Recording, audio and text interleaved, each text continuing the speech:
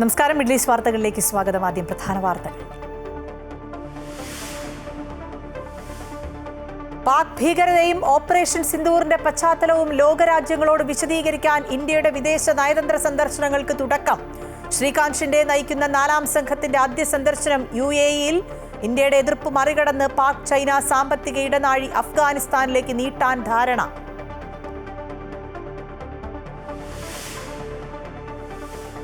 വഖഫ് മൗലികാവകാശമല്ലെന്നും ഇടക്കാല ഉത്തരവ് പുറപ്പെടുവിക്കരുതെന്നും കേന്ദ്രം സുപ്രീം കോടതിയിൽ. വഖഫ് ബോർഡുകൾ മതേതര പ്രവർത്തനങ്ങൾ നടത്തുന്നുണ്ട് എന്നും അമുസ്ലിങ്ങളെ ഉൾപ്പെടുത്തണമെന്നും കേന്ദ്രം.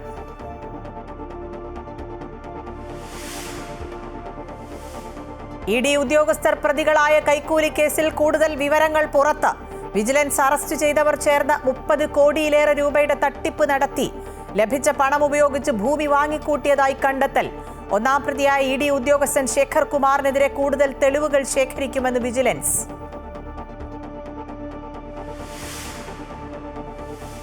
സംസ്ഥാനത്ത് ദേശീയപാത 66-ൽ പലയിടത്തും വിള്ളൽ.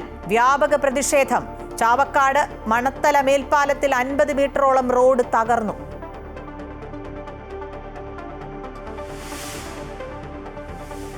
(2036) ഒളിമ്പിക്സ്, 2030 കോമൺവെൽത്ത് ഗെയിംസ് വേദികൾക്കായി അവകാശവാദം ഉന്നയിക്കാൻ ഇന്ത്യൻ സംഘം അടുത്ത മാസം സ്വിറ്റ്സർലൻഡിലേക്ക്. സംഘത്തിൽ PT ഉഷയും.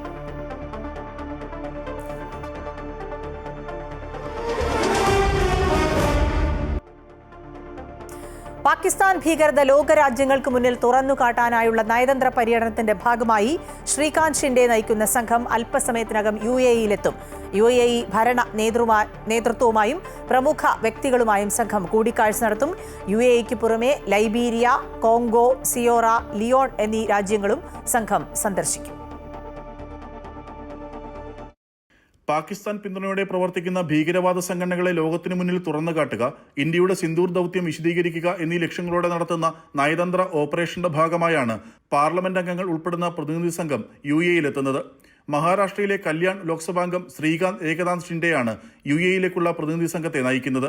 ശ്രീകാന്ത് ഷിൻഡെയ്ക്ക് പുറമെ ET മുഹമ്മദ് ബഷീർ MP, ന്യൂഡൽഹി ലോക്സഭാംഗം ബാൻസുരി സ്വരാജ്, ഗാസിയാബാദിൽ നിന്നുള്ള ലോക്സഭാംഗം അതുൽ ഗാർഗ്, ഒഡീഷയിൽ നിന്നുള്ള രാജ്യസഭാംഗം ഡോക്ടർ സസ്മിത് പത്ര, ബീഹാറിൽ നിന്നുള്ള രാജ്യസഭാംഗം മനൻകുമാർ മിശ്ര, മുതിർന്ന നേതാവ് SS ആലുവാലിയ, അംബാസഡർ സുജൻ ഷിനോയ് എന്നിവരാണ് സംഘത്തിലുള്ളത്.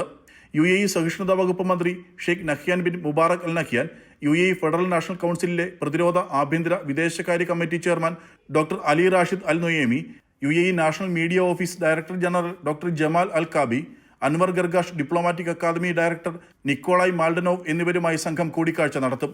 UAE-യിലെ പ്രമുഖ വ്യക്തികളുമായും ഇന്ത്യൻ പ്രതിനിധി സംഘം സംവദിക്കുമെന്ന് അബുദാബിയിലെ ഇന്ത്യൻ സ്ഥാനപതി കാര്യാലയം അറിയിച്ചു. Amrita news, Abu Dhabi. സാമ്പത്തിക ഇടനാഴി അഫ്ഗാനിസ്ഥാനിലേക്ക് നീട്ടാൻ ചൈന. ഇത് സംബന്ധിച്ച് ചൈന, പാകിസ്ഥാൻ, അഫ്ഗാനിസ്ഥാൻ എന്നീ രാജ്യങ്ങൾ തമ്മിലുള്ള ചർച്ചകളിൽ ധാരണയായി. ബെയ്ജിംഗിൽ നടന്ന 3 രാജ്യങ്ങളുടെയും മന്ത്രിതല ചർച്ചയിലാണ് തീരുമാനം. പാകിസ്ഥാൻ ഉപപ്രധാനമന്ത്രിയും വിദേശകാര്യമന്ത്രിയുമായ ഇഷാഖ് ധർ, ചൈനയുടെ വിദേശകാര്യമന്ത്രി വാങ് യി, അഫ്ഗാനിസ്ഥാൻ ആക്ടിംഗ് വിദേശകാര്യമന്ത്രി അമീർ ഖാൻ മുത്താഖി എന്നിവർ തമ്മിലാണ് ബെയ്ജിംഗിൽ അനൌദ്യോഗികമായി യോഗം ചേർന്നത്. പാക് ഉപപ്രധാനമന്ത്രി 3 ദിവസത്തെ സന്ദർശനത്തിനായാണ് ബെയ്ജിംഗിലെത്തിയത്. ഇന്ത്യയുടെ എതിർപ്പ് വകവയ്ക്കാതെയാണ് ചൈനയും പാകിസ്ഥാനും സാമ്പത്തിക ഇടനാഴി അഫ്ഗാനിസ്ഥാനിലേക്ക് നീട്ടാനുള്ള തീരുമാനവുമായി മുന്നോട്ടു പോകുന്നത്.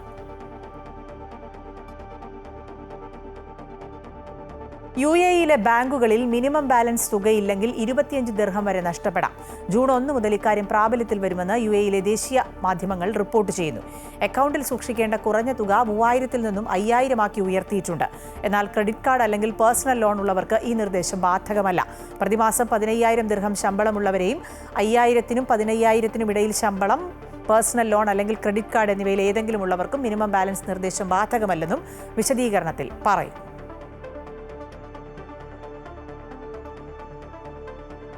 കുവൈറ്റിൽ സർക്കാർ സ്ഥാപനങ്ങളുടെ സേവന നിരക്ക് വർധനവ് വഴി ഖജനാവിലേക്ക് പ്രതിവർഷം 50 കോടി ദിനാറിന്റെ അധിക വരുമാനം ലഭിക്കുമെന്ന് കണക്കുകൂട്ടൽ. വിവിധ സർക്കാർ ഏജൻസികൾ പൊതുജനങ്ങൾക്ക് നൽകി വരുന്ന ഫീസ് നിരക്ക് വർദ്ധിപ്പിക്കുവാൻ കഴിഞ്ഞ ദിവസം കഴിഞ്ഞ മാസം മന്ത്രിസഭാ യോഗം അംഗീകാരം നൽകിയിരുന്നു. ഇതിന്റെ ഭാഗമായി ഓരോ സർക്കാർ ഏജൻസികളിലും പുതിയ ഫീസ് ഘടന നിശ്ചയിക്കാൻ ധനകാര്യ മന്ത്രാലയത്തിന്റെ നേതൃത്വത്തിൽ ഒരു സമിതിയെ നിയോഗിക്കുകയും ഈ സമിതി തയ്യാറാക്കിയ റിപ്പോർട്ടിലാണ് ഫീസ് വർധനവ് വഴി പ്രതിവർഷം 50 കോടി ദിനാറിന്റെ അധിക വരുമാനം ലഭിക്കുമെന്ന് സൂചിപ്പിക്കുന്നത്. ആഭ്യന്തരം, ആരോഗ്യം, മുനിസിപ്പാലിറ്റി മുതലായ 6ഓളം സർക്കാർ ഏജൻസികളിലെ സേവനങ്ങൾക്കാണ് ആദ്യഘട്ടത്തിൽ നിരക്ക് വർധനവ് ബാധകമാവുക. ഇത് അടുത്ത 2 മാസത്തിനകം പ്രാബല്യത്തിൽ വരുമെന്നാണ് റിപ്പോർട്ടുകൾ.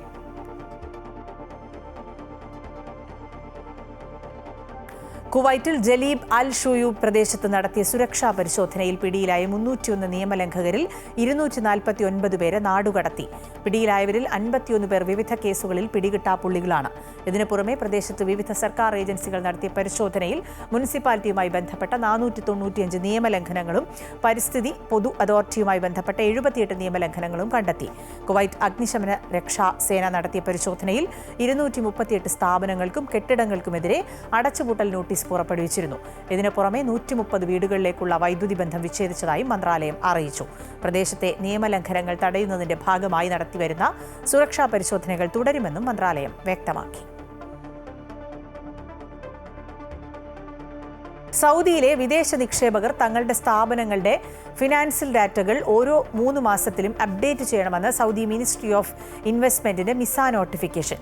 നിക്ഷേപകർക്ക് കൂടുതൽ മികച്ച സേവനങ്ങളാണ് മിസ ലക്ഷ്യമിടുന്നത്.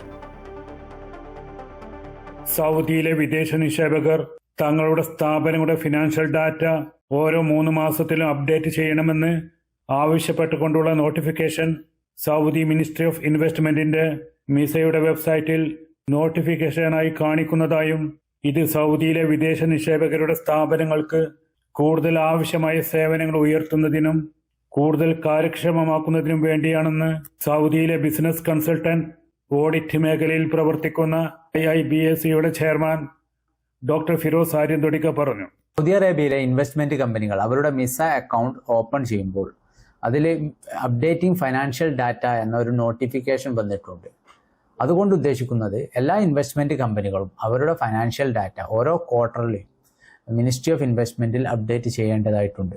2024 ജനുവരി മുതൽ തന്നെ ഓരോ 3 മാസത്തിലെയും ഫിനാൻഷ്യൽ ഡാറ്റ റിപ്പോർട്ട് നൽകുന്നത് പോലെ നൽകണമെന്നും അത് വാർഷിക റിപ്പോർട്ട് നൽകുന്നത് എളുപ്പമാക്കുമെന്നും IIBS ഡയറക്ടർ ആബിദ് ആര്യന്തൊടിക്ക വ്യക്തമാക്കി. ഫിനാൻഷ്യൽ ഡാറ്റ മിനിസ്ട്രി ഓഫ് ഇൻവെസ്റ്റ്മെന്റിന്റെ ഈ പുതിയ നോട്ടിഫിക്കേഷനുമായി ബന്ധപ്പെട്ട് മിനിസ്ട്രി ഓഫ് ഇൻവെസ്റ്റ്മെന്റിൽ അവരുടെ അക്കൗണ്ടിൽ മിസ അക്കൗണ്ടിൽ ഓരോ ഇൻവെസ്റ്റ്മെന്റ് കമ്പനികളും അവരുടെ ക്വാർട്ടർ 1 2024 അതായത് ജനുവരി മുതലുള്ള ഫിനാൻഷ്യൽ ഡാറ്റ അപ്ഡേറ്റ് ചെയ്തിരിക്കണം. അതുകൊണ്ട് തന്നെ ഇൻവെസ്റ്റേഴ്സ് ആയിട്ടുള്ള എല്ലാ കമ്പനികളും ഇൻവെസ്റ്റ്മെന്റ് കമ്പനികളും അവരുടെ ബുക്ക് ഓഫ് റെക്കോർഡ്സ് ക്വാർട്ടർ വൈസിന് തന്നെ അവർ അപ്ഡേറ്റ് ചെയ്തിരിക്കണം. ഓരോ സ്ഥാപനം അവരുടെ മിസയുടെ അക്കൗണ്ട് പരിശോധിച്ചാൽ ഈ കാര്യങ്ങൾ ബോധ്യപ്പെടുമെന്നും ഇരുവരും വ്യക്തമാക്കി. Sulfiq റോദായ്, Amrita news, Jeddah. ഹജ്ജ് പെർമിറ്റ് ഇല്ലാത്ത 22 സന്ദർശക വിസയിൽ വന്നവരെ മക്കയിലേക്ക് കടക്കാൻ ശ്രമിച്ച ഇന്ത്യക്കാരനെ ഹജ്ജ് സുരക്ഷാ സേന അറസ്റ്റ് ചെയ്തു. ഹജ്ജ് സമയമായതുകൊണ്ട് പ്രത്യേക പെർമിഷൻ ഇല്ലാതെ മക്കയിലേക്ക് പോകാൻ സാധിക്കില്ല. മിനി ബസ്സിലാണ് നിയമലംഘകരെ ഇന്ത്യക്കാരൻ മക്കയിലേക്ക് കടത്താൻ ശ്രമിച്ചത്. മാർഗമധ്യേ സംശയം തോന്നി ഹജ്ജ് സുരക്ഷാ സേന ബസ് തടഞ്ഞു നിർത്തി പരിശോധിക്കുകയായിരുന്നു. നിയമാനുസൃത ശിക്ഷാ നടപടികൾ സ്വീകരിക്കാൻ 23 പേരെയും പിന്നീട് ബന്ധപ്പെട്ട വകുപ്പിന് കൈമാറി. നേരത്തെ ഹജ്ജ് വിസ ഇല്ലാത്ത 35 വിദേശികളെ മക്കയിലേക്ക് കടത്താൻ ശ്രമിച്ച് പിടിയിലായ 12 പേരെ ആഭ്യന്തര മന്ത്രാലയത്തിന് കീഴിലെ സീസണൽ അഡ്മിനിസ്ട്രേറ്റീവ് കമ്മിറ്റികൾ ശിക്ഷിച്ചതായി മന്ത്രാലയം അറിയിച്ചു.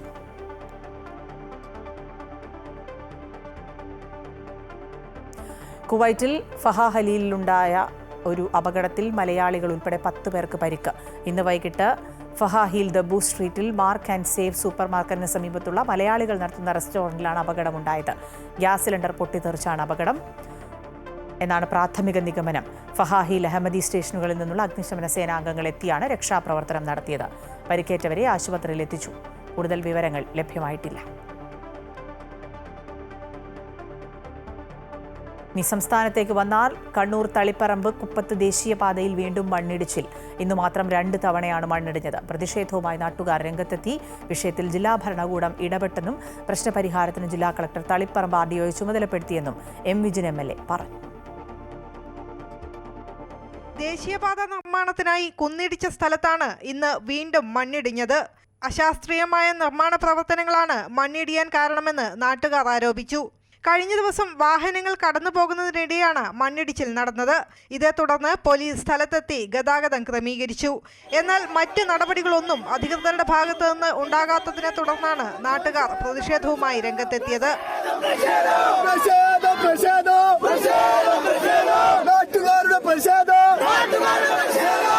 ഇന്നലെ മുതൽ മണ്ണ് ഇടിയുന്നുണ്ടെന്നും അധികൃതർ തിരിഞ്ഞു നോക്കിയില്ലെന്നുമായിരുന്നു നാട്ടുകാരുടെ പരാതി. ഏതോ ഒരു കോൺട്രാക്ട് കമ്പനിയല്ല ഞങ്ങൾക്ക് സംരക്ഷണം തരേണ്ടത് റവന്യൂ ഡിപ്പാർട്ട്മെന്റാണ് ഞങ്ങൾക്ക് സംരക്ഷണം തരേണ്ടത്. കനത്ത മഴയിൽ കുന്നിടിഞ്ഞ് കുത്തിയൊലിച്ച് വീടുകളിലേക്ക് ചളിയും വെള്ളവും കയറുകയായിരുന്നു. വെള്ളം പോകാനുള്ള സംവിധാനമില്ലാത്തതിനാൽ ചളി ഇപ്പോഴും അടിഞ്ഞുകൂടുന്ന അവസ്ഥയാണ്. ഇതിനും പ്രതിവിധി ഉണ്ടാകണമെന്ന് നാട്ടുകാർ ആവശ്യപ്പെട്ടു. ജനപ്രതിനിധികളും തളിപ്പറമ്പ് RDOയും അടക്കമുള്ളവർ സ്ഥലത്തെത്തി സ്ഥിതിഗതികൾ വിലയിരുത്തി. നാട്ടുകാരുമായി ചർച്ച നടത്തി.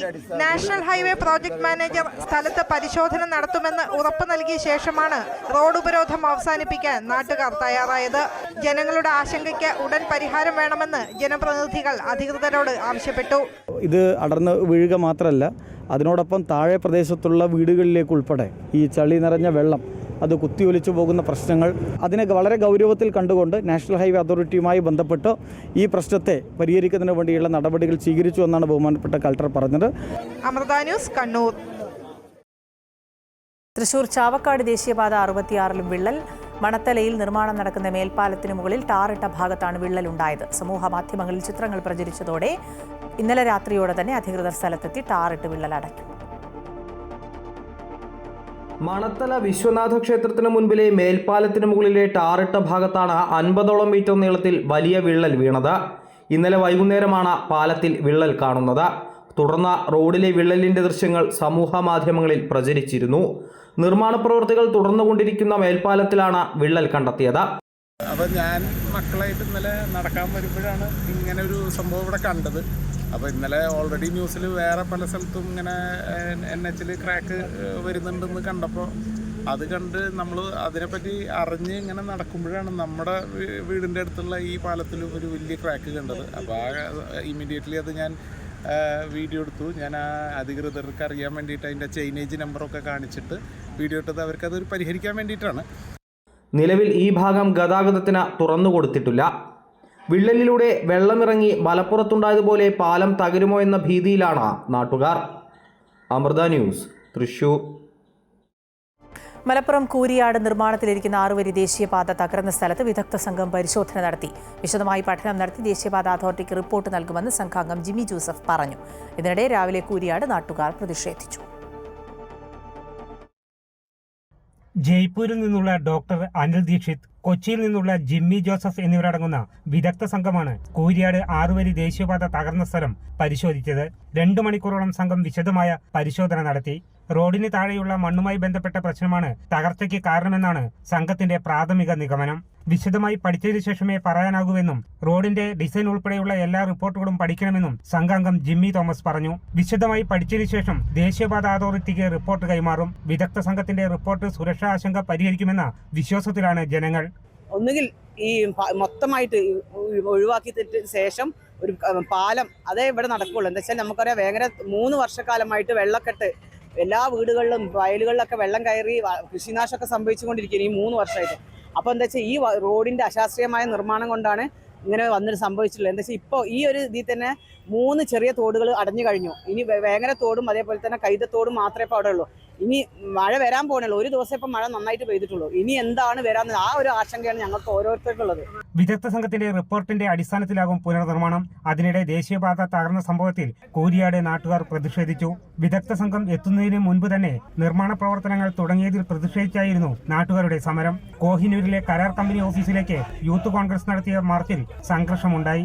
അശാസ്ത്രീയമായ നിർമ്മാണവും അഴിമതിയും ആരോപിച്ചായിരുന്നു യൂത്ത് കോൺഗ്രസിന്റെ പ്രതിഷേധം. അമൃത ന്യൂസ്, മലപ്പുറം.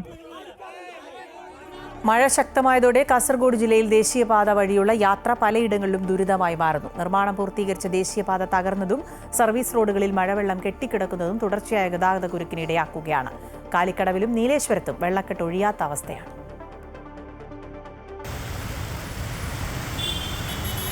ദേശീയപാത വികസനത്തിന്റെ ഭാഗമായി ജില്ലയിൽ നിർമ്മാണം പൂർത്തിയാക്കിയ വിവിധ സ്ഥലങ്ങളിൽ സർവീസ് റോഡും ദേശീയപാതയും തകർന്നത് ഗതാഗതത്തിന് ദുരിതവും തടസ്സവുമായി മാറുകയാണ്.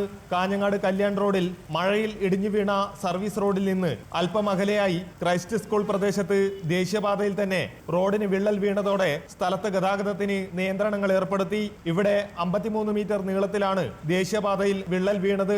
നിർമ്മാണ പ്രവൃത്തികൾ പുരോഗമിക്കുന്ന കാലിക്കടവിലും നീലേശ്വരം മാർക്കറ്റ് ജംഗ്ഷനിലും സർവീസ് റോഡിലെ വെള്ളക്കെട്ട് കാരണം വ്യാപാരികളും യാത്രക്കാരും ഏറെ ദുരിതത്തിലാണ്. ചെളിയും വെള്ളക്കെട്ടും മണിക്കൂറുകൾ നീളുന്ന ഗതാഗത തടസ്സത്തിന് ഇടയാക്കുകയാണ്. വെള്ളം ഒഴുക്കിവിടാനുള്ള ഡ്രെയിനേജ് സംവിധാനങ്ങൾ കരാർ കമ്പനി ഒരുക്കാത്ത കാര്യം നാട്ടുകാർ ചൂണ്ടിക്കാട്ടി. ഹൈവേ മൊത്തം വെള്ളക്കെട്ടില് മുങ്ങിയിട്ടായത്. കടയിലേക്ക് ഷട്ടറിന്റെ അടിയിലേക്ക് കൂടി വെള്ളം കയറി. അശാസ്ത്രീയമായ രീതിയിലുള്ള ഈ റോഡ് നിർമ്മാണത്തിന്റെ ഭാഗമായിട്ട് പഞ്ചായത്ത് അധികൃതര് വേണ്ട രീതിയിൽ ഇടപെടാതൊരു അപാകതയുണ്ട്. കഴിഞ്ഞ തവണ തന്നെ 3 ദിവസം കട തുറക്കാൻ പറ്റാത്തൊരവസ്ഥയുണ്ട്. നിർമ്മാണത്തിലെ അശാസ്ത്രീയമായ പ്രവൃത്തികൾ ഒറ്റ മഴയിൽ തന്നെ റോഡ് കുളമാകുന്നതിന് ഇടയാക്കിയിരിക്കുകയാണ്. ദേശീയപാത പ്രവൃത്തികൾക്കിടെ കുന്നിടിഞ്ഞ് തൊഴിലാളി മരിച്ച മട്ലായിൽ കാഴ്ചകൾ ഭീതിജനകമാണ്. ഇവിടെ ശക്തമായ മഴയിൽ വെള്ളത്തിനൊപ്പം കുന്നിൻ മുകളിലെ മണ്ണ് റോഡിലേക്ക് എത്തുകയാണ്. അമൃത ന്യൂസ്, കാസർഗോഡ്. തലസ്ഥാനത്തെ സ്മാർട്ട് റോഡുകളുടെ ക്രെഡിറ്റിനെ ചൊല്ലി തർക്കം. തദ്ദേശ പൊതുമരാമത്ത് മന്ത്രിമാർക്കിടയിൽ ഭിന്നത. പരസ്യങ്ങളിലും ഫ്ലക്സ് ബോർഡുകളിലും ഉദ്ഘാടനത്തിലും തദ്ദേശ സ്വയംഭരണ വകുപ്പ് മന്ത്രി എം ബി രാജേഷിനെ ഒഴിവാക്കിയതായാണ് ആരോപണം. തദ്ദേശ ഫണ്ട് ഉപയോഗിച്ച് നിർമ്മിച്ച സ്മാർട്ട് റോഡുകളുടെ ഉദ്ഘാടനത്തിൽ നിന്ന് തന്നെ ഒഴിവാക്കിയതിൽ മന്ത്രി എം ബി രാജേഷ് അതൃപ്തി അറിയിച്ചതായും സൂചനയുണ്ട്. പരാതി ഉയർന്നതോടെയാണ് മുഖ്യമന്ത്രി ഉദ്ഘാടനത്തിൽ നിന്ന് വിട്ടുനിന്നതെന്നുമാണ് റിപ്പോർട്ടുകൾ. എന്നാൽ വാർത്ത അസംബന്ധമെന്നും 4ാം വാർഷികത്തിന്റെ ശോഭ കെടുത്താനുള്ള രാഷ്ട്രീയ ലക്ഷ്യമാണെന്നും വിമർശിച്ച് മുഖ്യമന്ത്രിയുടെ ഓഫീസ് രംഗത്തെത്തി. പൊതുമരാമത്ത് മന്ത്രി മുഹമ്മദ് റിയാസ് മറ്റു വകുപ്പുകളിൽ അനാവശ്യ മേൽക്കോയ്മയുണ്ടാക്കാൻ ശ്രമിക്കുന്നുവെന്ന പരാതി നേരത്തെ തന്നെ ചില മന്ത്രിമാർക്കിടയിലുള്ളതാണ്. പലരും ഇതിൽ നീരസവും അതൃപ്തിയും പല ഘട്ടങ്ങളിൽ പ്രകടിപ്പിച്ചിട്ടുമുണ്ട്. എന്നാൽ തദ്ദേശ മന്ത്രി എം ബി രാജേഷും മുഹമ്മദ് റിയാസും തമ്മിലെ കൊമ്പുകോർക്കൽ മറനീക്കി പുറത്തുവരികയാണ്. സ്മാർട്ട് റോഡുകളുടെ ക്രെഡിറ്റിനെ ചൊല്ലിയുള്ള തർക്കമാണ് മറ്റൊരു രൂപത്തിൽ പുറത്തുവരുന്നത്. സ്മാർട്ട് സിറ്റി ഫണ്ട് ഉപയോഗിച്ച് തലസ്ഥാനത്തെ 12 റോഡുകളാണ് അത്യാധുനിക സൗകര്യങ്ങളോടെ പുനർനിർമ്മിച്ചത്. മാസങ്ങളോളം നിർമ്മാണത്തിനായി പൊളിച്ചിട്ടിരുന്ന റോഡുകളെ ചൊല്ലി സർക്കാരും കോർപ്പറേഷനും ഒട്ടേറെ പഴികേട്ടിരുന്നു. സ്മാർട്ട് റോഡ് നിർമ്മാണത്തിനായി കേന്ദ്രവും സർക്കാരും 80 ലക്ഷം രൂപ വീതമാണ് ചെലവിട്ടത്. ഇതിൽ സംസ്ഥാന വിഹിതം മുഴുവനും തദ്ദേശ വകുപ്പാണ് നൽകിയത്. ഒടുവിൽ കൊട്ടിഘോഷിച്ചാണ് ഉദ്ഘാടനത്തിനായി സർക്കാർ തയ്യാറായത്. പരസ്യത്തിനായി സ്ഥാപിച്ച ഫ്ലക്സ് ബോർഡുകളിൽ മുഖ്യമന്ത്രിയും പൊതുമരാമത്ത് മന്ത്രി മുഹമ്മദ് റിയാസും മാത്രം. ഒടുവിൽ ഉദ്ഘാടനത്തിൽ നിന്നും മന്ത്രി എം ബി രാജേഷ് ഒഴിവാക്കപ്പെട്ടു. സ്മാർട്ട് റോഡ് നിർമ്മാണത്തിനായി ഒരു പൈസ പോലും ചെലവിടാത്ത പൊതുമരാമത്ത് മന്ത്രിക്ക് മാത്രമായി ക്രെഡിറ്റ് നൽകിയതിനെ ചൊല്ലി കടുത്ത നീരസത്തിലായ മന്ത്രി എം ബി രാജേഷ് മുഖ്യമന്ത്രിയെ കണ്ട് അതൃപ്തി അറിയിച്ചതായാണ് വിവരം. പരാതി കടുത്തതോടെ ഉദ്ഘാടനത്തിൽ നിന്ന് മുഖ്യമന്ത്രി വിട്ടുനിൽക്കുകയും ചെയ്തു. ആരോഗ്യ പ്രശ്നങ്ങളാണെന്ന് മുഖ്യമന്ത്രിയുടെ ഓഫീസ് ചൂണ്ടിക്കാട്ടുന്നുണ്ടെങ്കിലും അന്ന് ഉച്ചവരെയും തൊട്ടടുത്ത ദിവസവും എല്ലാ പരിപാടികളിലും മുഖ്യമന്ത്രി പങ്കെടുത്തിരുന്നു. മുഖ്യമന്ത്രിയുടെ അസാന്നിധ്യത്തിൽ മന്ത്രി വി ശിവൻകുട്ടി ഉദ്ഘാടനം ചെയ്തെങ്കിലും നിറഞ്ഞു നിന്നത് മുഴുവൻ പൊതുമരാമത്ത് മന്ത്രി മുഹമ്മദ് റിയാസ് ആയിരുന്നു. അതേസമയം പ്രചരിക്കുന്ന വാർത്തകൾ അസംബന്ധമാണെന്നാരോപിച്ച് മുഖ്യമന്ത്രിയുടെ ഓഫീസ് രംഗത്ത് വന്നു. ആരോഗ്യ പ്രശ്നങ്ങളെ തുടർന്നാണ് പങ്കെടുക്കാതിരുന്നതെന്ന് ആവർത്തിക്കുകയാണ്. സർക്കാരിന്റെ 4ാം വാർഷികാഘോഷത്തിന്റെ ശോഭ കെടുത്താനുള്ള രാഷ്ട്രീയ ലക്ഷ്യത്തിന്റെ ഭാഗമായാണ് ഇത്തരം വാർത്തകൾ വരുന്നതെന്ന് മുഖ്യമന്ത്രി ഓഫീസ് വിമർശിച്ചു. അമൃത ന്യൂസ്, തിരുവനന്തപുരം. മന്ത്രിസഭയിൽ ഭിന്നത എന്ന വാർത്ത നിഷേധിച്ച് മന്ത്രി എം ബി രാജേഷും രംഗത്തെത്തി. മുഖ്യമന്ത്രിയെ കണ്ട് പരാതി കൊടുത്തു എന്നത് തീർത്തും വസ്തുതാവിരുദ്ധമാണ്. മറ്റൊരു യോഗത്തിൽ പങ്കെടുത്തതുകൊണ്ടാണ് സ്മാർട്ട് റോഡ് ഉദ്ഘാടനത്തിന് പങ്കെടുക്കാൻ കഴിയാതിരുന്നത്. നിഷ്കളങ്കമായി കൊടുക്കുന്നതല്ല ഈ വാർത്തകളെന്നും തെരഞ്ഞെടുപ്പ് വർഷത്തിൽ ഇത്തരം വാർത്തകൾ പ്രതീക്ഷിക്കുന്നുവെന്നും മന്ത്രി വിമർശിച്ചു. വസ്തുതാവിരുദ്ധമായ വാർത്ത രാവിലെ 2 ചാനലുകൾ കൊടുത്തു. പിന്നീട് ആ വസ്തുതാവിരുദ്ധ വാർത്ത മറ്റുള്ളവരും ആവർത്തിക്കുന്ന സ്ഥിതിയാണ് ഉണ്ടായത്. അപ്പം അതുകൊണ്ടാണ് ഇപ്പോൾ നിങ്ങളോട് സംസാരിക്കുന്നത്. ആ വാർത്ത തീർത്തും അടിസ്ഥാനരഹിതമാണ്, വസ്തുതാവിരുദ്ധമാണ്. അപ്പം അത്തരം വാർത്തകൾ ഒരന്വേഷണവുമില്ലാതെ കൊടുക്കുന്നത് അങ്ങേയറ്റത്തെ അന്യായമാണ്. ഇപ്പോൾ തെരഞ്ഞെടുപ്പ് വർഷമാണ്, ഇനിയും ഇത്തരത്തിലുള്ള വാർത്തകൾ വരും എന്നുള്ളത് അറിയാം. അപ്പോൾ ഇതൊന്നും നിഷ്കളങ്കമായിട്ട് കൊടുക്കുന്നതല്ലല്ലോ, നിരുപദ്രവകരമായിട്ടും കൊടുക്കുന്നതല്ല. അപ്പോൾ തെരഞ്ഞെടുപ്പ് വർഷം ഇനിയും ഇത്തരത്തിലുള്ള പലതും പ്രതീക്ഷിക്കേണ്ടി വരും. അത് വാർത്ത കൊടുത്തവർ. മികച്ച ഗുണമേന്മയുള്ള ഉൽപ്പന്നങ്ങൾ കുറഞ്ഞ നിരക്കിൽ ലഭിക്കുന്ന ലുലുവിന്റെ വാല്യൂ ഷോപ്പിംഗ് കേന്ദ്രമായ ലോട്ടിന്റെ 2ാമത്തെ സ്റ്റോർ ഷാർജയിൽ തുറന്നു. Sharjah Al Wahda Lulu hyper മാർക്കറ്റിലാണ് പുതിയ ലോട്ട് സ്റ്റോർ. 47,000 സ്ക്വയർ ഫീറ്റ് വിസ്തൃതിയുള്ള ഷാർജ അൽവഹദ ലുലുവിലെ ലോട്ട് സ്റ്റോർ GCCയിലെ ലുലുവിന്റെ ഏറ്റവും വലിയ ലോട്ട് കൂടിയാണ്. Lulu group chairman MA Yusuff Ali ഉദ്ഘാടനം നിർവഹിച്ചു. കുറഞ്ഞ നിരക്കിൽ മികച്ച ഉൽപ്പന്നങ്ങൾ ഉപഭോക്താക്കൾക്ക് ഉറപ്പാക്കുകയാണ് ലോട്ട് എന്ന് MA യൂസഫ് അലി പറഞ്ഞു. ഈ വർഷം GCCയിൽ 50-ലേറെ ലോട്ട് സ്റ്റോറുകൾ തുറക്കും. റീറ്റെയിൽ മേഖല മാറ്റത്തിന്റെ പാതയിലാണെന്നും വാല്യൂ കൺസെപ്റ്റ് സ്റ്റോറുകൾ കൂടുതൽ വിപുലമാക്കുമെന്നും യൂസഫ് അലി കൂട്ടിച്ചേർത്തു. ലോട്ട് വാല്യൂ കൺസെപ്റ്റ് ആണ് ഇത്. ഞങ്ങളുടെ 14ാമത്തെയാണ്.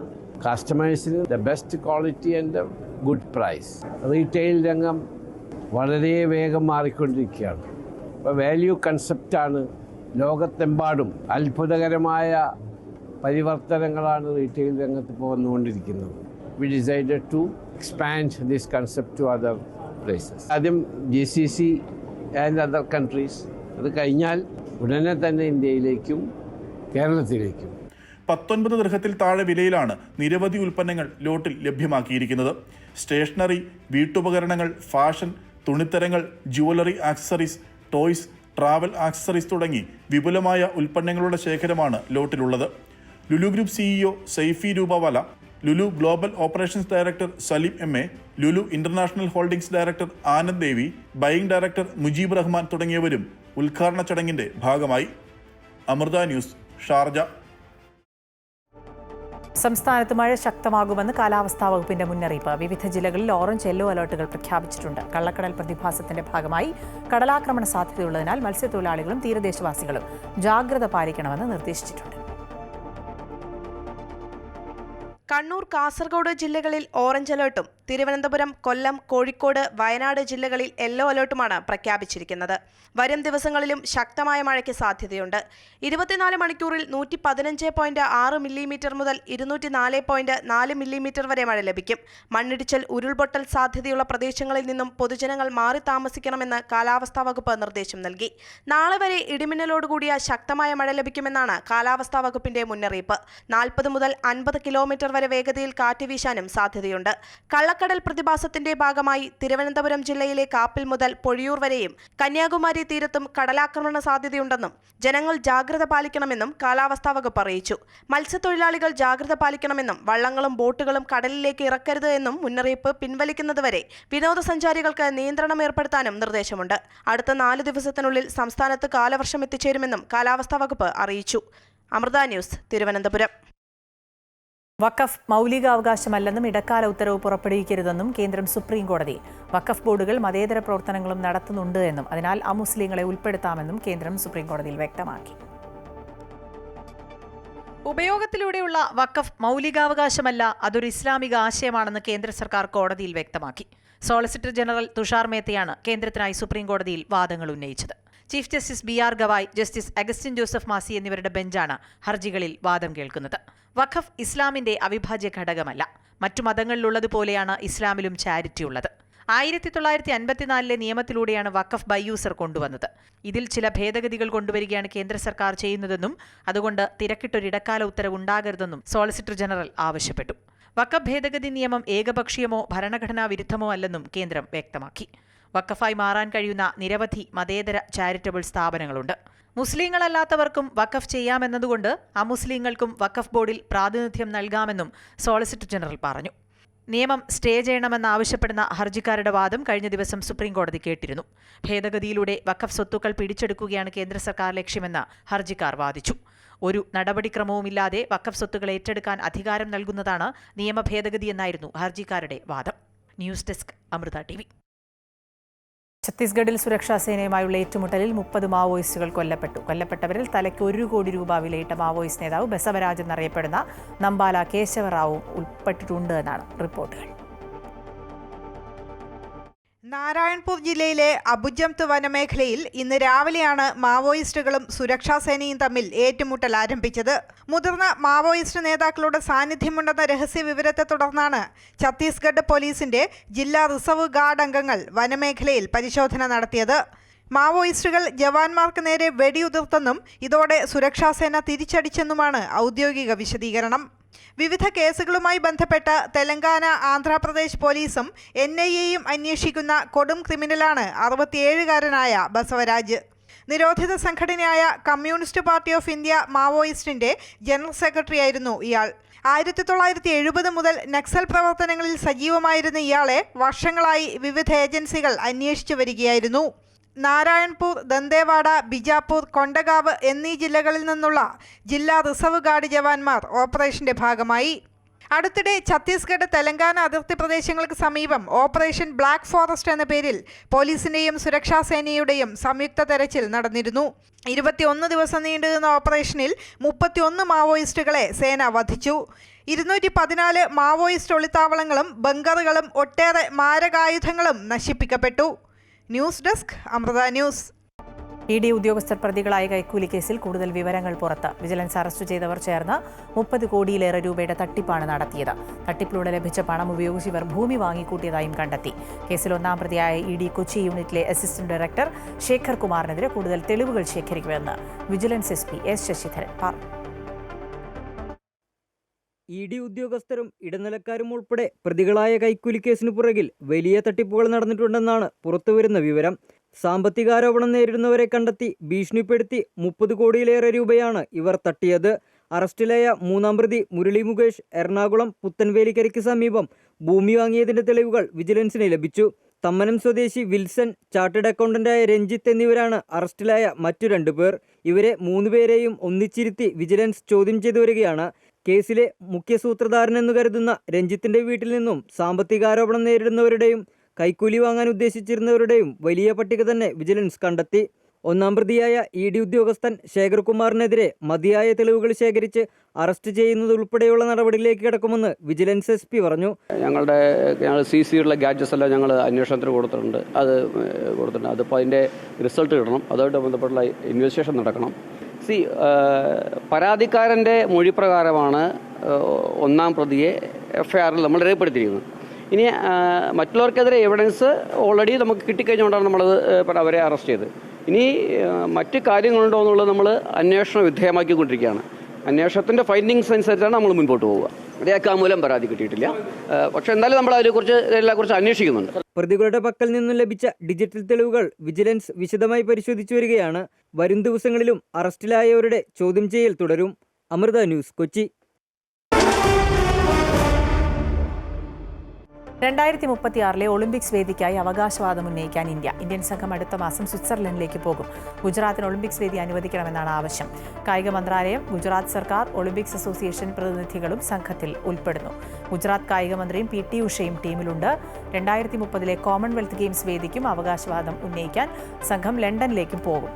ജൂൺ 30 മുതൽ ജൂലൈ 2 വരെയായിരിക്കും ടീമിന്റെ സന്ദർശനം. മിഡിൽ ഈസ്റ്റ് വാർത്തകൾ പൂർണ്ണമാകുന്നു. കൂടുതൽ വാർത്തകൾ അമൃത ന്യൂസ് യൂട്യൂബ് ചാനലിൽ കാണാം. നമസ്കാരം.